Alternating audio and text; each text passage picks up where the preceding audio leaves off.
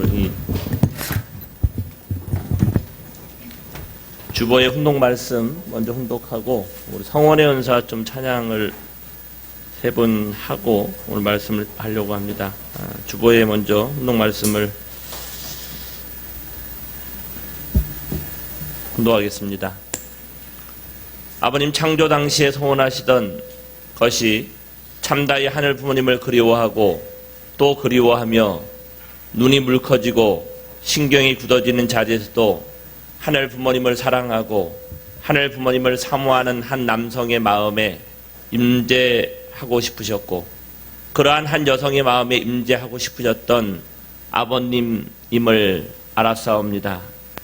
그러한 남성과 여성의 마음에 임재하시고 나서 그들을 몽땅 내 사랑이라고 하고 싶었던 아버지였사옵고 더 나아가서 아리랑 고개를 넘어 새로운 인연으로 상봉하고 싶었던 아버지였다는 것을 아옵니다. 그 남성과 그 여성이 참 부모의 인연을 중심 삼고 역사적인 조상의 심정적인 터전을 갖춘 자리에 서게 되면 그 위에 당신이 직접 임재하시고 싶으셨던 그 마음을 알았사옵니다. 그리하여 그 가정의 중심에 당신이 임재하고자 하셨던 것을 알았사옵니다. 그렇게 되면 사랑도 당신이요 생활 정체도 당신이 되었을 것입니다.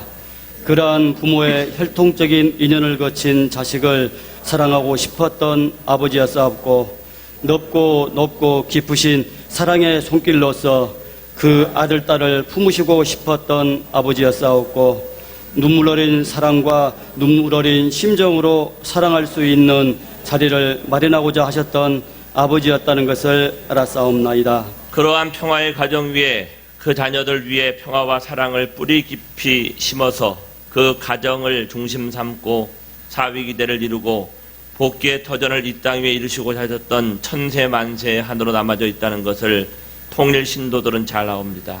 이러한 복지의 터전을 이룰 수 있는 한날을 맞이하기 위해 6,000년 동안 쓰라린 죽음의 길을 연이어왔다는 사실을 알았사옵니다. 수많은 선지 선열들이 희생의 제물을 쌓아왔다는 것을 알았사옵니다.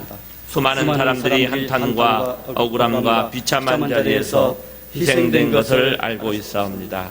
말씀편지 22권 110쪽의 내용입니다. 우리 앞에 좀 나오셔가지고 같이 성원의 연사 찬양합니다. 세 번 반복해서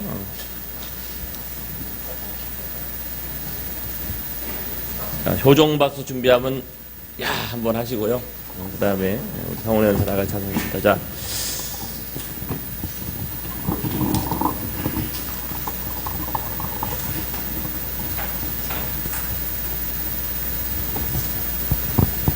효종박수 준비 시작.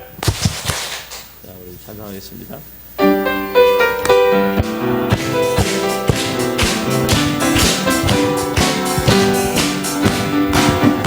하나는 은사를 나에게 주시고 영원한 그 생명 참 기쁜 일일세.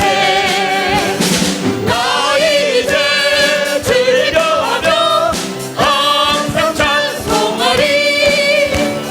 그 영광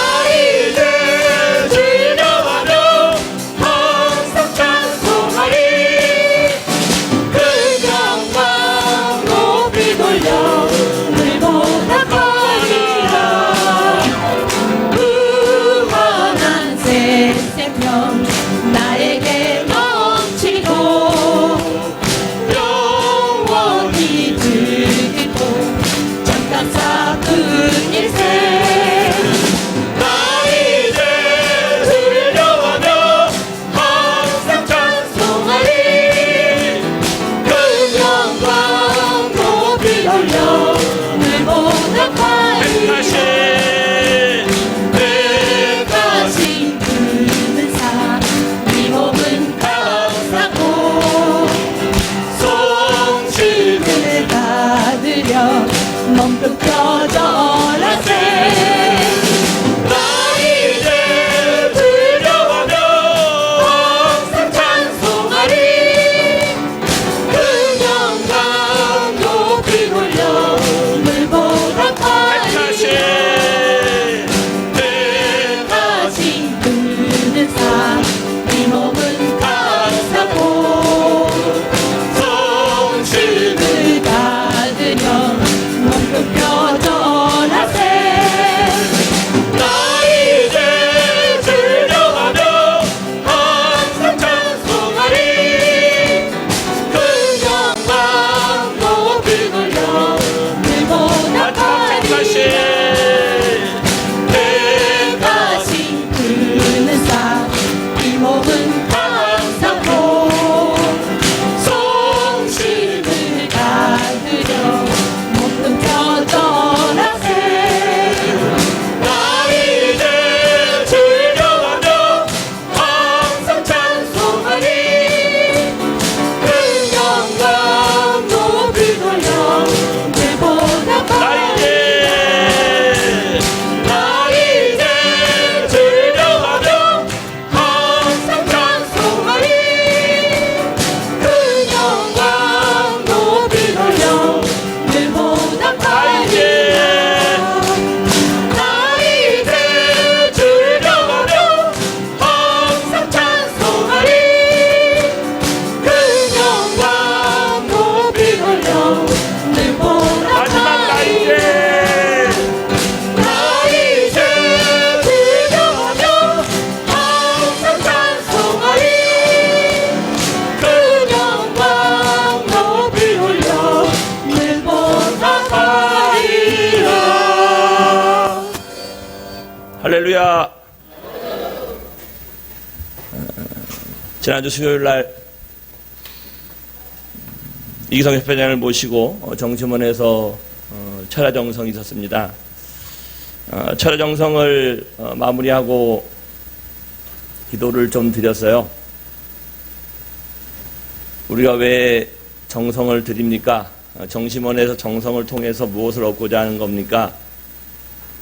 어머니 말씀은 이제 남북 통일의 시대가 열렸고 새로운 한 시대에 하늘 부모님 성회가 얼마나 하늘의 그 꿈이 이루어지는 놀라운 시대인가를 여러분들이 실감했으면 좋겠습니다 라고 말씀하시면서 지금의 때는 영계와 육계가 하나 되는 때이고 영계가 우리의 삶 속에 영향을 미쳐서 우리가 정심원과 하나 되고 그 정심원의 참부모님의 하늘 부모님의 실체로 이 땅에 승리하신 천진 참부모님과 하나가 되기만 하면 영계를 호령할 수 있는 때가 되었다. 그러한 한때에 여러분들의 기도소리와 여러분들의 찬양소리와 여러분들의 그 삶의 보고가 아버님을 감동케 하여서 영계에 총동원령이 내려져서 개인적으로는 몸 마음의 통일, 우리 가정으로서는 가정의 통일, 그 가정의 통일을 넘어서 지역사회의 통일, 그 지역사회의 통일을 넘어서 남북의 통일을 통한 세계 평화가 이루어질 수 있는 때가 되었으니 기도하라. 때가 되었으니 외쳐라. 때가 되었으니 앞장서라. 이렇게 말씀하십니다. 그러면 어머니의 말씀처럼 오늘 우리가 정심원 기도와 오늘 우리가 함께한 찬양과 이 예배를 통해 궁극적으로 우리가 얻어와야 될 것과 그 얻음을 통해서 이루어야 될 방향성에 대한 부분들을 가만히 살펴보면 기도의 응답은 참 부모님의 심정이 우리의 삶 속에서 우리의 몸마음에서 부부에서 체울될 수 있으면 그 체울을 통해서 내 영인체가 생명체의 완성점을 향해 갈 수 있다. 이렇게 답을 주셨습니다. 그러한 관점에서 3주 전에 우리 식구들과 함께 다루었던 영인체의 성장을 통한 생명체의 완성, 영점의 자리와 그 영점의 자리를 찾아 들어갈 수 있는 참사랑을 수평으로 회복하는 자리와 그 과정을 통해 열매 맺어지는 생명체의 완성이라는 것을 가지고 오늘 두 번째 함께 우리 식구들과 시간을 가져보려고 합니다. 지난번에 잠깐 설명드렸기 때문에 중요한 핵심 부분만 조금 이야기 드리도록 하고요. 설명하지 못한 부분들을 뒤쪽에서 말씀을 드리고자 합니다. 우리가 신앙생활을 해나가는 것, 참부님과 더불어 이 한 땅에 태어나 살아간다는 것은 이 땅에 인류의 참부모로 오시고 그 참부모가 이루어 놓은 본향이라는 것에 우리는 생명체 완성을 통해 입성하게 되어져 있다. 그렇기 때문에 우리는 타락하지 않았다라고 한다면 영적인 눈과 육적인 눈을 통해서 육적인 눈으로는 육적인 오감을 통해 내 생로병사와 삶과 죽음에 대한 것들을 바라볼 수 있게 되어지는 것이고 영적인 눈으로는 내 안에 있는 영인체와 천착되어져서 성장해가는 영인체의 성장을 바라볼 수 있어야 될 나이인데 타락으로 말미암아 육신의 몸은 내가 볼 수 있으되 내 안에는 영인체의 모습은 제대로 느끼지 못하고 감별하지 못하고 살아가기 때문에 참부님이 이 땅에 오셔서 우리에게 행위를 하게 하시고 우리에게 행동을 하게 하시고 그 열매를 맺게 하는 과정은 그냥 단순하게 우연한 사건을 통해 가지고 그렇게 하라는 것이 아니라 그 하나의 과정을 통해 우리의 영인체가 어떻게 발화되어지고 어떻게 성장되어지고 그 과정을 통해 영원한 그 본향과 더불어 내가 입성할 수 있을 것인가에 대한 구체적인 길들을 명명백백하게 우리에게 알려주시고 계신 겁니다. 문제는 그러한 것에 대한 행위는 하되 그 의미를 정확하게 알지 못하다 보니까 거기에 심정이 더해지지 못하고 그 심정이 더해지지 못하니까 그것이 확산되어지지 못하는 대단히 한계적인 상황을 느끼더라. 그래서 이 말씀은 하늘의 심정을 중심 삼고 깊이 고민하는 가운데 우리가 영인체가 어떻게 성장하는가에 대한 부분들을 아주 명확하게 우리에게 알려주고 있습니다. 특별히 참부님의 성원 56주년 2016년을 통해서 우리에게 참부님이 주신 4대 성물은 우리가 이제 마지막 완성의 단계에 이르를 수 있는 영인체의 완성의 자리 씨앗을 발화시킬 수 있는 놀라운 한대를 펼쳤고 결국은 인간이라는 존재는 우리의 육신의 모습에 하늘이 창조한 것들은 네모나지 않고 원형을 닮아갑니다. 그래서 인간의 성격도 가장 좋은 성격이 원만한 성격이라고 하는 거예요.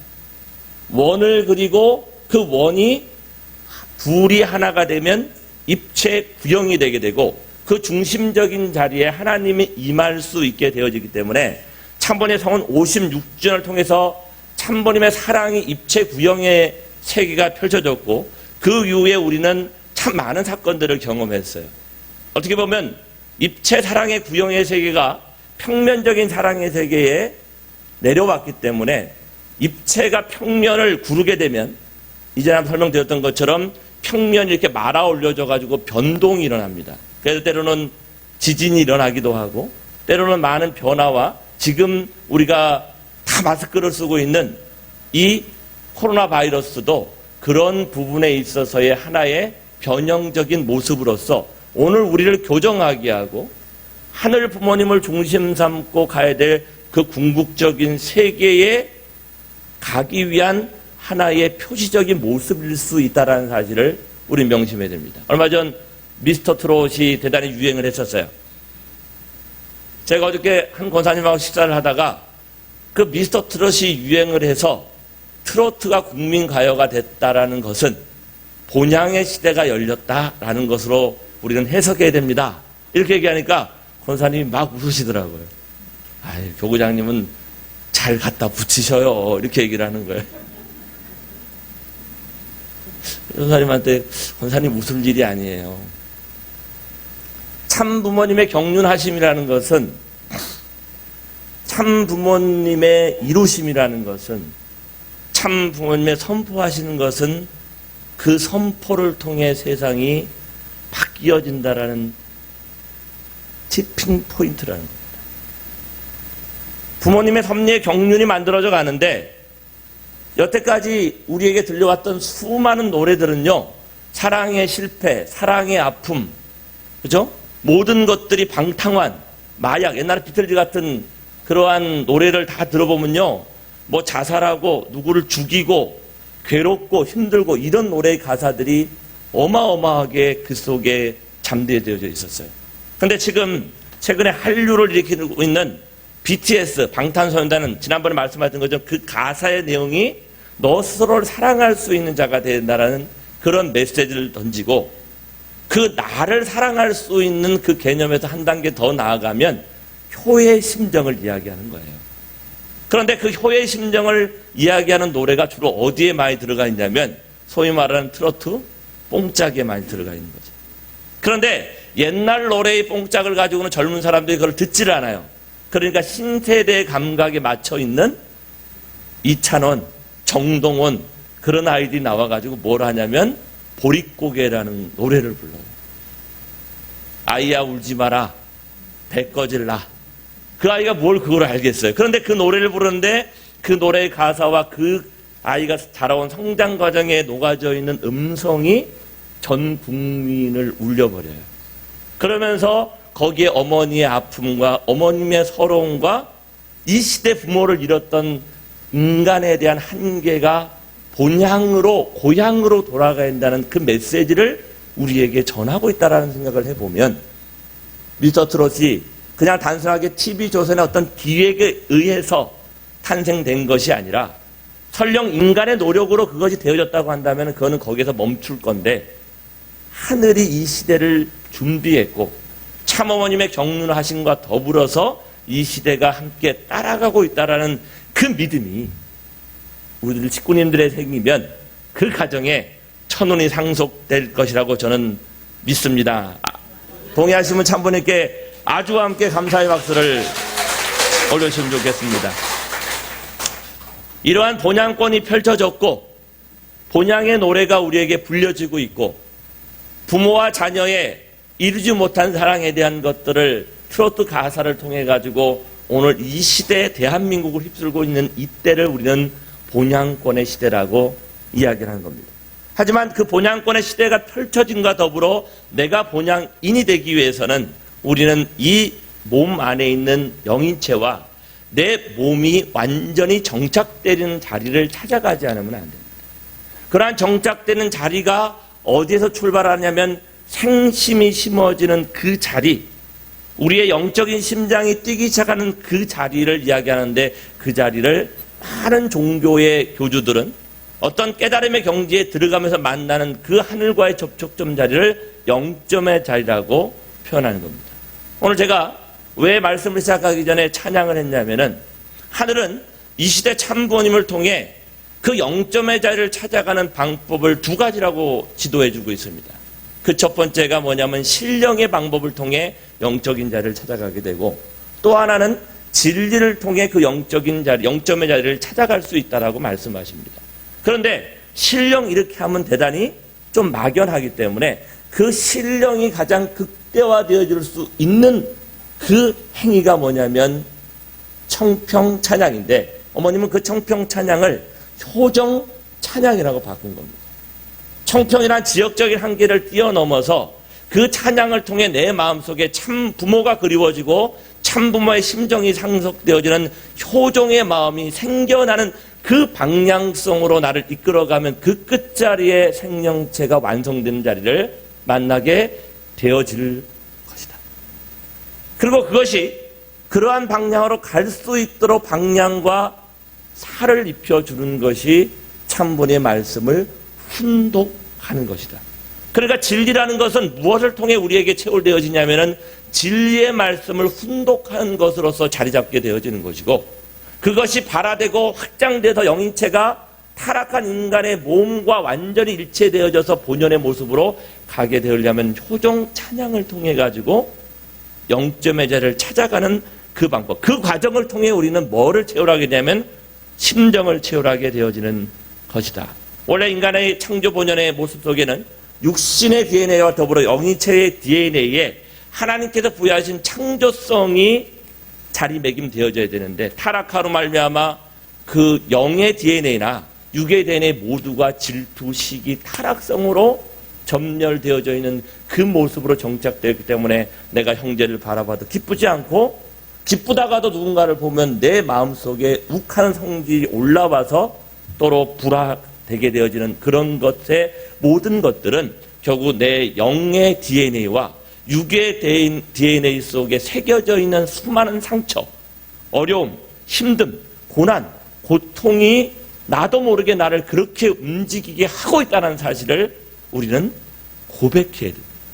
그리고 그러한 나를, 문제 있는 나를 발견하고 그 문제 있는 내가 원래의 모습으로 가기 위해서 찬양과 신령과 훈독이라는 진리의 말씀을 통해 나의 영점을 조정해 가서 나 없다라는 자리를 찾아 들어가게 되어지면 그 자리를 통해 하늘과 교감하고 하늘의 사랑이 내 속에 내려와 환희라는 것을 경험하게 되어진다는 사실을 이 시간, 지난 시간을 통해 말씀을 드렸습니다. 창조본이라는 인간은 영인체가 육신에 딱 붙어 있고 영인체가 몸에 정착이 되게 되어지면 외부의 웬만한 충격과 분립에도 이렇게 흔들리지 않습니다. 그러한 상태를 종교에서는 단순한 생각, 집중된 생각이라고 표현하고 종교적인 관점에서 수행을 통해서 영인체의 상태 일부만을 본 것에 의미합니다. 자, 영인체가 몸에 정착되면 언제나 기쁘고 매사에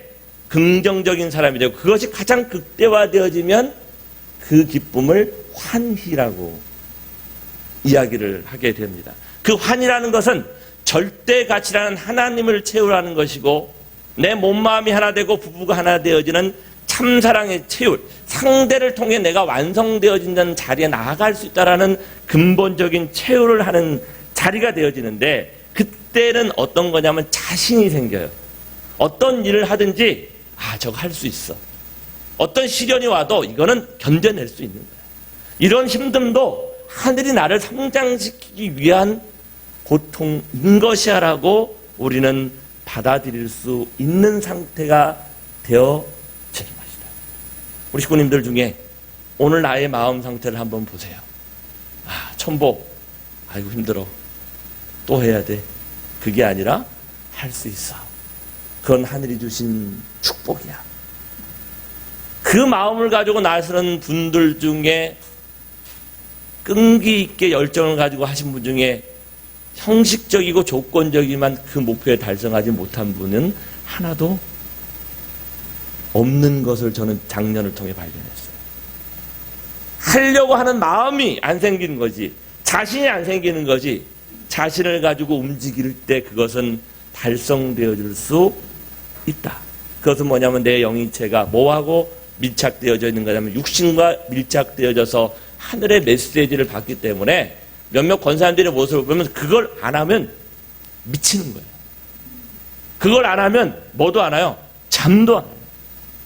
자다가도 벌떡벌떡 일어나가지고 오늘 이걸 누구한테 전해야 되고 이거를 왜 해야 되는가, 거기에 대해서 몸부림을 치는 저는 장로님과 권사님들을 보면서 이분들은 점점점 완성의 길에 다다라가고 있구나라는 생각입니다.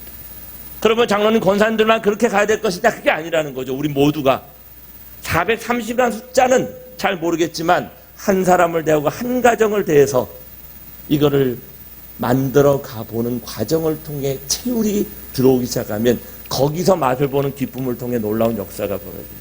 저는 우리 많은 식구님들이 우리 카톡방에다가 자서전을 이렇게 막 돌리면서 올리는 부분들을 이렇게 보면서 요즘 마음이 상당히 많이 기쁘더라고요. 그런데 그 중에 한 분의 사진이 올라왔을 때 여러 가지 많은 생각이 오고 갔어요. 몇 주 전인가요? 제가 이제 저기 앉아있는 신미경 집사님한테, 신미경 집사님 지금 다니고 있는 병원의 원장님한테 자서전 한 권 줘보세요, 이렇게 얘기를 했단 말이에요. 그걸 내뱉고 난 다음에 아차 싶은 거예요. 또 이 말에 수준이 높아서 상처를 안 받겠지만 또 안 했다고 질책으로 받아들이면 어떻게 하지? 상당히 좀 마음속에 이렇게 했는데 나중에 우리 보니까 자서전을 30권인가를 신청을 하셨더라고요. 자세히 모르겠지만. 그러고 난 다음에 사진이 올라왔는데 아는 후배 간호사에게 사진을 이렇게 아주 자서전을 한 권을 다 이렇게 주는 사진을 딱 올렸더라고요. 그걸 보면서 마음이 기뻐졌어요. 우리 신미영 집사님이 이제 많이 하늘 앞에 심정이 가까워져 가는구나. 요즘에 김정은 사님을 칭찬하려니까 안 오셨네. 우리 김정은 사님이 커밍아웃을 했어요. 20년 가까이 낚시점을 하면서 그 자리에서 한 번도 말씀을, 교회를 전도를 하지 않았었는데 요즘은 한 번 이렇게 맛이 들으니까요, 오는 손님한테 자서전을, 어머님 자서전을 드리기 시작을 하는 거예요. 그런데 이게 가만히 어머님 자서전을 드리다 보니까 이 사람들이 아버님 자서전도 안 본 사람이 너무 많은 거예요. 그런데 창고의 문을 열어보니까 아버님 자서전이 이만큼 쌓여있네요. 옛날에 430권 막 사셨단 말이에요. 우리 교회 곳곳에도 있더라고요. 어머님 자서전을 드리면서 지혜가 발동하는 거죠. 아버님 자서전도 드리면 좋겠다. 그래서 세트로 오시는 손님마다 이거를 주는데 그거를 거부하고 마다할 사람이 100에 1명도 없더라. 설령 가지고 가서 내가 다른 데다 두더라 하더라도 그 자리에서 받더라. 왜요? 하늘이 주는 거니까요. 그러면서 점점점 나를 드러내기 시작하니까 하늘이 역사하셔가지고 그 마음에 감사함과 흥분을 주는 거죠. 언제 은혜가 오는 것이냐? 참부모님의 말씀과 하나 되고자 하는 그 자리. 내가 이 자리에서 밖으로 나가서 누군가에게 야 이런 것이야 너도 한번 봐봐라고 할 수 있는 자신감을 갖는 그 자리에서부터 영인체와 몸이 어떻게 해요? 완전히 정착되는 것을 우리는 발견하게 되는 것입니다. 참부모님의 정착을 이해하려면 먼저 내 몸 안의 영인체를 먼저 정착을 먼저 이해해야 됩니다. 먼저 나를 인정하는 것. 그래서 많은 부분에서는 불가에서는 너를 봐라. 소크라테스는 너 자신을 알아라. 내 모습이 하늘편에 가까운지 내 모습이 사탄편에 가까운지 내 모습이 고민하는 자리에 있는지 내 모습이 번민하는 자리에 있는지 내 모습이 하늘을 대신한 자리에 있는지 먼저 나를 보는 것이 하나님을 발견하는 길에 있어서 우선이에요. 우리는 자꾸 먼저 뭐부터 찾냐면 하나님부터 찾아요. 참 부모님부터 찾아요. 그런데 문제는 그런 자세로 가다 보면 뭘 잃어버리냐면 참 부모님은 위대한 일을 하셨는데 도대체 나라는 존재는 뭐야라는 자괴감에 빠지기 쉽다라는 거예요. 그렇기 때문에 참 부모님의 섭력의 큰 정륜하심과 더불어 현재 나의 상태를 먼저 파악하고 내 마음에 내 몸에 영인체가 얼마나 밀착되어져서 어떤 것이든지 마치 이런 거예요. 석가모니가 깨달음의 경지에 들어가고 난 다음에 탁 일어나가지고 한마디를 외쳐요. 뭐라고 외치냐면은 천상, 천하, 유아, 독, 종. 그 세계에 들어가면 하늘이 녹아나고 땅이 녹아나고 내 말 한마디에 모든 사람들이 다 변할 것 같은 그 느낌과 실제로 향례를 통해 수많은 사람들이 와서 고개를 숙이는 그런 단계가 있다.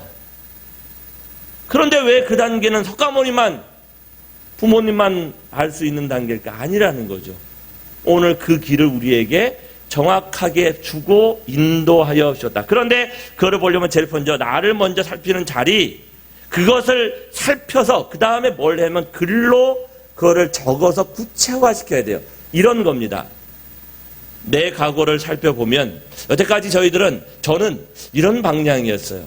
내가 누군가에게 상처받아가지고 내가 주눅 들어있는 아이가 내 속에 있지 않는가를 봤는데 하늘이 주시는 말씀은 그 부분과 더불어서 나의 어떤 모짐과 뾰족함이 누구에게 상처를 입히지는 않았는가를 먼저 살피는 것으로부터 출발한다는 거예요. 오늘 이 말씀을 준비하면서 가만히 이렇게 살펴봤어요. 살펴보니까 그런 내가 많았더라고요. 쪼개는 언어를 많이 썼더라고요. 저희 아들이 축구를 되게 좋아했어요. 축구를 되게 좋아하는 그 아이에게 저는 객관적으로 이야기를 하기 시작했어요. 하루는 축구 저기 교실에 가가지고 축구를 하고 돌아오면서 우리 아이가 저한테 뭐라고 얘기하냐면 큰애가 아빠 나 축구 선수가 되고 싶어요. 이렇게 얘기를 하는 거예요. 저는 그 말을 들으면서 계산을 하기 시작하는 거예요. 축구 선수를 하려면 돈이 얼마 들고 뭐가 어떻게 되고 자 그러면 이거를 꺾어야 되겠다. 그래서 제가 이렇게 객관적으로 이야기를 하기 시작했어요. 야, 코치 선생님이 너보고 축구 선수가 될 자질이 있다고 얘기를 하디? 아니요. 난 축구가 좋아요. 축구 선수 할래요. 자, 한번 객관적으로 생각해봐. 네가 축구를 정말 잘하면 객관적으로 보니까 우리 아들이 축구를 잘하는 건 아닌데 좋아는 해요. 축구인들 잘하는 것과 좋아하는 것의 차이를 아십니까? 이해하시죠? 좋아하는 것은 얼마든지 좋아할 수 있는데 잘하고 탁월해야 뭐가 되냐면은 프로가 되는 거잖아요. 프로가 돼도 밥 먹기 살기 힘든데 얘가 축구를 좋아한다고 그것을 선택하는 그 순간 여러 가지로 복잡해질 것 같아가지고 내가 객관적으로 우리 아들한테 뭐라고 했냐면 네가 정말로 축구 선수가 될 자신이 있다고 생각한다면 이미 코치 선생님이 와가지고 아빠한테 무릎을 꿇었을 거야. 우리 당신 아들은 축구로 대성할 수 있으니까 제발 당신 아들을 이렇게 키울 수 있도록 허락해달라고. 그런데 축구 선생님이 나한테 와가지고 그런 말 한마디도 안 하는 거 보니까 객관적으로 봐서 너는 축구 선수가 될 수 없어라고. 야, 이 객관적이란 말이요. 지나고 보니까 그 아들에게 상처를 줬다. 나의 모남과 모짐과 뾰족함이 그를 틀렸다고 얘기하고 그를 지적하고 그의 성장의 과정에 많은 어려움을 주었구나를 생각해 보면서 오늘 아침에 회개를 했어요. 아, 그렇구나. 내가 상대를 부모의 심정으로 살피지 못함으로 인해서 생겨난 타락성들이 내 자녀를 길러가면서 얼마나 많았는데 내가 목회를 하면서 얼마나 많은 식구인들에게 모진 말과 뾰족한 말을 던졌을까를 되돌아보게 되어졌습니다. 내가 종의 몸으로 상대를 위해 투입하지 못함으로 일어나 생겨난 상처가 있는가를 살피는 것. 이 두 가지가 나 자신을 살펴보는 가장 밑바탕에 던져지는 근간입니다. 그 첫 번째가 종의 입장으로 상대를 위해 투입할 수 있습니까? 부모가 되면요. 부모가 자녀한테는 그게 쉽지 않은 것도 있더라고요. 그런데 손자까지 내려가니까 이게 되더라고요. 손자가 전화를 한 통 해가지고 할아버지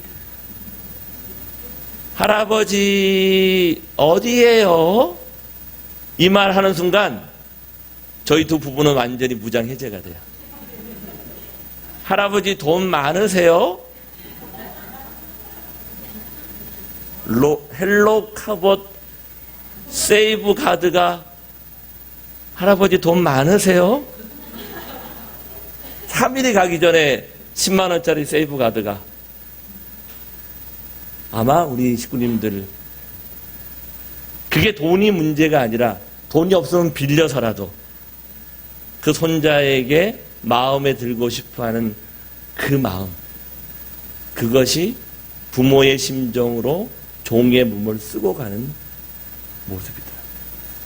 상대의 식구를 대하면서 겸손한 마음을 가지고 저 사람이 나의 형이면, 저 사람이 나의 누나면, 저 사람이 나의 동생이면, 저 사람이 나의 부모라고 한다면 내가 이렇게 행동했었을까라고 생각해 봐야 된다.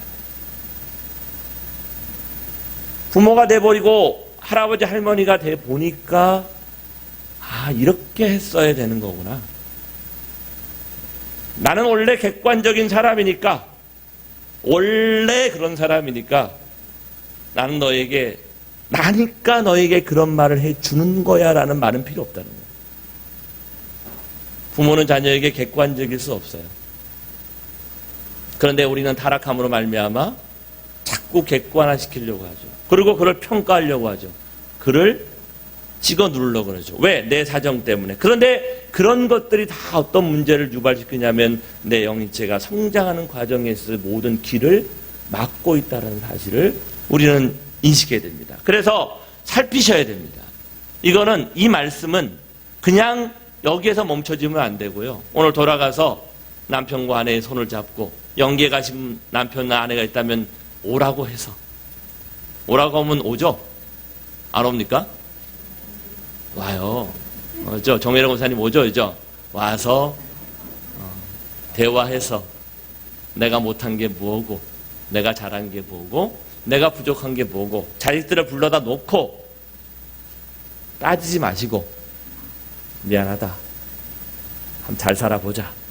그러면서 그것을 살펴서 그 살핌을 통해 생겨난 상처나 타락성이 있다면 그것을 그냥 그렇게 멈추면 안 되고 어디다 기록을 해요?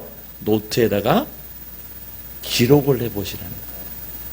그 분한 감정과 잘못된 감정과 힘든 감정을 다 기록을 하고,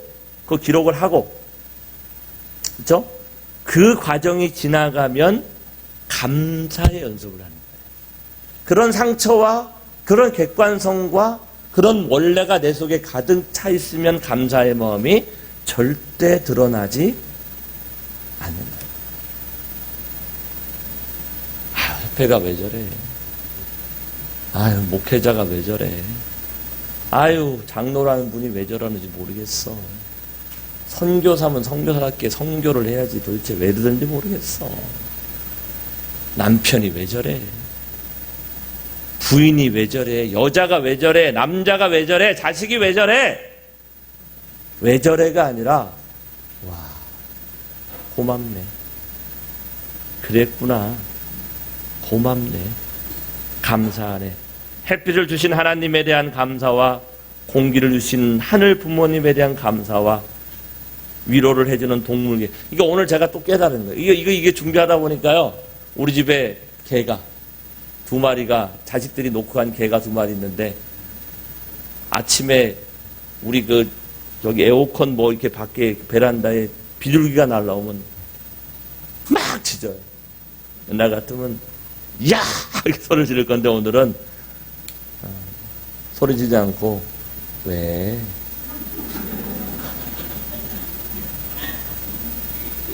두렵니? 개가 짖는 거는 내가 두려워서 그런 게 많아요. 개는 원래 공격적인 본성보다는 인간을 위로하는 그러한 존재도 하늘 주셨기 때문에 내게 위협되고 나를 침범할까봐 두려워하는 것으로서 공포감에 짖는 게 더 많아요. 공포스러워 짖고 있는데 주인이라는 인간이 그 개에게 야! 짖지 마! 이러니 그 개는 더 공포에 떨어서 제 옆에 잘 오지 않는 개를 보면서 오늘도 회개를 합니다. 왜? 마음이 힘드니?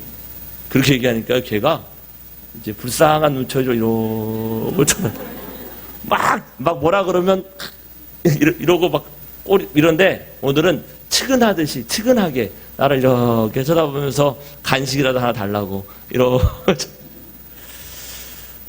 내 마음이 변한다는 것, 그 마음을 살핀다는 것, 햇빛과 꽃꽂이와 오늘 제 에어컨과 오늘 이렇게 함께 코로나 상황에서 모일 수 있어서 이것을 감사할 수 있는 그러한 마음들이 모아지게 되어져야 하늘 부모님의 은혜 앞에 감사를 느낄 수 있어요.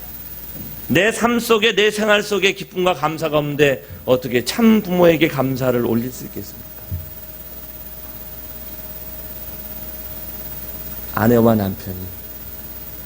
그래서 우리는 적어도 바른 길을 가고 있구나라는 생각을 하게 됐어요. 지난주 금요일날 강좌를 하는데 평소 같으면 이 장로님 권사님들이요 각자 따로 앉아요.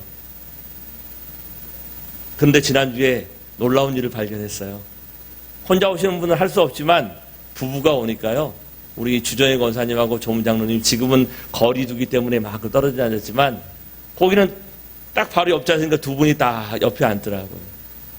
그러니까 우리 김희강 장로님하고 권사님이 둘이서 뒤에 또 두 분이 딱 앉더라고요. 가정이 딱 앉아요. 지난주에 우리 선교사님들이 갔다 와가지고 발표한 게 대단히 효과가 있었던 것 같아요. 부부가 하나 되는 자리, 수평의 자리에 뭐가 이루어지냐면 하늘이 내려와 통일이 이루어질 수 있다. 내가 이 남편 가지고 천국 가기 힘들어라는 그런 것이 아니라 부족하지만 지금이라도 노력해서 함께 가야 되겠다라고 하는 그 감사의 마음이 있다고 한다면 거기서부터 우리는 하늘의 심정이 체울되어질 수 있다, 저는 생각합니다. 부부 함께 오신 분들은 코로나 괜찮으니까 옆에 손을 한번 잡아보세요.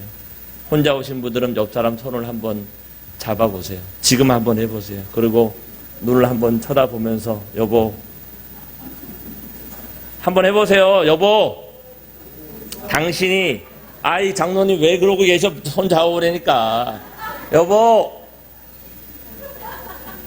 여보, 따라해보세요. 여보, 당신이 내 옆에 있어줘서 감사합니다. 그리고 볼에 뽀뽀 한번 해주세요. 아니, 목사가 시키면 하는 게 첫눈을 받는 길이라니까 말씀들 안 드셔. 그리고 그 긴 역사 속에 내가 보낸 시간의 길 속에서 나를 돌아보신 하늘 부모님께 감사의 마음을 갖습니다. 이 두 가지를 느낀 후에 상대가 느낀 상처가 어떻게 회복하고 메꿀 수 있을까를 기록하는 거예요. 내가 누구에게 준 상처가 무엇인가를 생각해보. 진짜 하나도 준 게 없는 것 같더라니까요.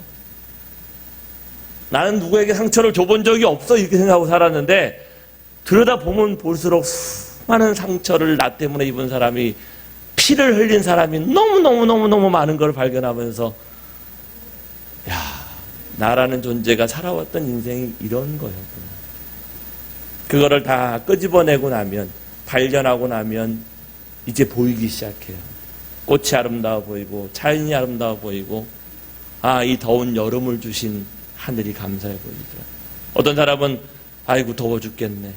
겨울이 오면 아이고 추워 죽겠네.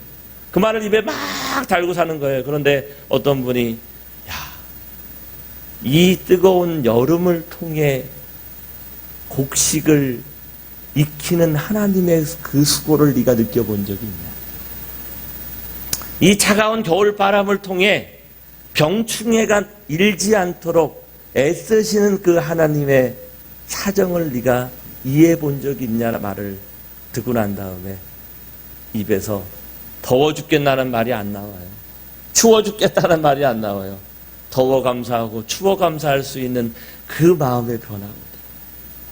천리포에 사람들을 데리고, 평화제를 데리고 함께 갔는데 비가 막 쏟아졌어요.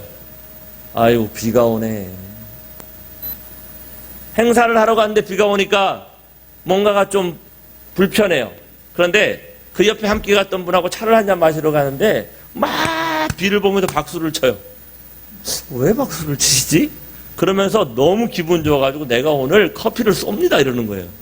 왜 커피를 쏴요? 그러니까 그분이 이 청주에서 꽤나 큰 조경회사를 운영하는 분의 부인이더라고요. 근데 여기 지금 아파트를 짓고 있는 동남지구 조경을 그 집에서 맡은 거예요. 우리는 잘 모르는데 어떤 일이 벌어지냐면, 조경을 맡으면 나무를 옮겨 심으면 물을 줘야 된다고 합니다. 근데 그 물 주는 값이 한 달에, 하루에 많이 줄 때는 200만 원, 300만 원을 줘야 된다는 거예요. 물차로 물을 길어다가 인부를 사가지고 물을 주는데 300만 원이 드는데, 오늘 비가 억수같이 쏟아지니까 하루아침에 얼마를 번 거예요? 300만 원을 버는 거야. 그러니 커피값 3만 원 낼 수 있다. 야, 그 얘기를 듣고 나니까 이제 비가 오면 기분이 좋아져요. 누구 생각이 나서, 아, 비가 오니까 그분이 좋아하겠구나. 비가 안 오면 마른 그 땅에, 그렇죠? 물이 날아가서 소금 장사가 기뻐할 수 있다. 우리의 마음속에 하늘 부모님의 마음이 들어와 감사의 모습이 생기면 내 속에 늘 감사가 살아나고, 오늘 내게 다가온 고난과 역경도 그거를 극복하고 하늘을 앞에 한 걸음 다가갈 수 있는 나를 성장시키기 위한 과정이라는 것을 이해하게 되더라. 그런 과정이 생기면 그 다음 뭐가 느껴지냐면, 상대가 느낀 상처를 이제는 내가 어떻게 회복하고 메꿀 수 있을까를 그 다음에 그 적어놓은 상처 준 곳에다가 기록해야 됩니다. 그 기록은 나의 생각과 의지를 통해, 내 능력 가지고는 안 돼. 왜냐하면 여태까지 내가 살아왔던 삶은 그에게 상처를 주고 살아왔던 삶이고, 그 상처를 주면서 상처를 받았던 삶이잖아. 그때 우리는 무엇을 강구해야 되냐면 하늘이 주신 지혜가 발동되게 해야 된다는 거예요. 여기까지가 어떤 자리냐면 비움의 단계인데, 지난주에 목요 강좌 때 우리 미역국 원사님이 발표를 했어요. 수요일날 함께 모여가지고 이제 컨설팅, 카운셀링이라야 되는 것들을 진행을 하는데 갑자기 우리 미역국 원사님이 막 통곡을 하기 시작합니다. 오열을 하기 시작합니다. 왜? 어떤 부분에서 그게 터졌냐면 하나님이 분노하셨다. 우리는 하나님은 우리를 돌보시고 우리에게 다가오시고 우리에게 위로하시고 늘 그렇게 이해했던 하나님이었는지도 모르겠다. 그런데 아버님이 우리에게 알려주신 그 하나님, 참 부모님이 우리에게서 말씀해 주신 그 하나님은 너무나도 서럽고 너무나도 원통하고, 아니 그 자녀를 잃어버린 상황에서 당황하신 하나님. 마치 우리의 자녀가 어떤 문제가 벌어졌을 때 이러지도 못하고 저러지도 못하고 당황할 수밖에 없었던 그 상황에 빠져있던 내 삶의 자유. 그래서 채울이라는 것은 경험을 통하지 않고서는 채울될 수가 없다라는 거예요. 부모 되어지지 못하고, 부모 되어보지 못하고 어떻게 부모의 심정을 이해해요? 할아버지 할머니가 되어보지 못하고 어떻게 할아버지 할머니의 그 심정을 절대로 이해할 수 없다. 글로 배워가지고 사랑을 이해할 수 없다. 그러면 그 하나님의 사정은 오늘 우리의 삶의 과정을 통해 드러났던 수많은 부자지 관계의 인연을 통해 아팠던 그 과정을 통해 하나님을 발견하게 되어지는데, 미역권사님의 삶 속에 그런 아픔이 있었던 것 같아요. 그러니까 놀수련을 가면 처음에는 너무 열심히 하다가 나중에 되면 자꾸 힘들어지는 자기를 발견하게 됩니다. 자존감정이 낮으니까 나는 원래 그런 사람이야. 그렇게 이번에 1박 2일 워크숍에도 부흥호 워크숍 갔다 와가지고 처음엔 너무 좋았는데 이틀째부터 갑자기 자존감정이 낮아지면서 막 힘들어지는 자기를 발견해서 왜 또 내가 이럴까라는 생각을 한 거예요. 그런데 그날 수요일날 그 자리에 와가지고 갑자기 어떤 사람의 삶에 대한 얘기를 들으면서 외로웠겠구나. 저 동생이 외로웠겠구나라는 생각을 하면서 하나님이 불안 속에서 떨고 있다가 그 불안이 불안으로만 멈춰진 게 아니라 분노로 드러나서 노아를 통해 가지고 노아의 홍수 심판을 허락할 수밖에 없었던 그 사정의 자리까지 들어가니까 이게 막 고통이 오기 시작하는데, 처음에는 눈에서 눈물이 흐르다가 애간장이 녹아난 눈물이 터져 나오면서 그의 인생을 뒤바꿔 버리더라고요. 이게 뭐냐면 치유라는 거예요. 내가 몸 밖에 있는지 몸 안에 있는지를 몰라요. 내가 우는 건지 하나님이 우는 건지를 몰라요. 하늘 부모님의 사정이 내 속에 들어와서 나의 본질을 뒤집어 엎는 그 채울이 오늘 우리에게 하늘은 요청이에요. 그런데 그런 순간 하늘의 지혜가 오늘 우리에게 다가온다는 거예요. 나를 비우고 나로부터 상처받고 내가 상처 입었던 그런 모든 것들을 살펴보고 그것이 치유될 수 있는 감사의 마음이 내 속으로 들어올 때, 그때 뭐가 시작이 되냐면 영점의 자리가 확보되는 거고, 그 자리를 통해서 어떻게 해요? 하늘의 지혜가 발동하게 됩니다. 우리가 세상에 심리학과 다른 것, 세상의 학문과 다른 것은 이 자리에는 하늘 부모님이 함께 하시는 성령의 역사가 함께하고 있다는 거예요. 내가 그 역사를 맞이하겠다라는 영점의 자리를 확보하는 그 순간 어제인 나와 오늘의 나가 180도 전환한다는 그 믿음이 오늘 우리 식구님들의 가슴 속에 함께 하기를 축원드립니다. 그 간절함이 내 삶을 어떻게 바꿀 수 없었다고 포기했던 삶을 새롭게 일으켜 세울 수 있다는 사실을 이 시간 우리는 받아들여야 합니다. 일단 하늘 부모님의 은혜를 감사의 마음이 생겨야 상대가 느끼는 상처를 치유할 수 있습니다. 사랑의 마음이 생기면 자연적으로 상대의 상처를 치유할 수 있는 방법을 하늘이 그 지혜를 우리에게 알려주십니다. 상대의 상처가 치유되는 과정을 통해 나의 모난 부분이 고쳐지게 됩니다. 결국 모나고 각진내가 원만하고 둥글게 만들어지게 됩니다.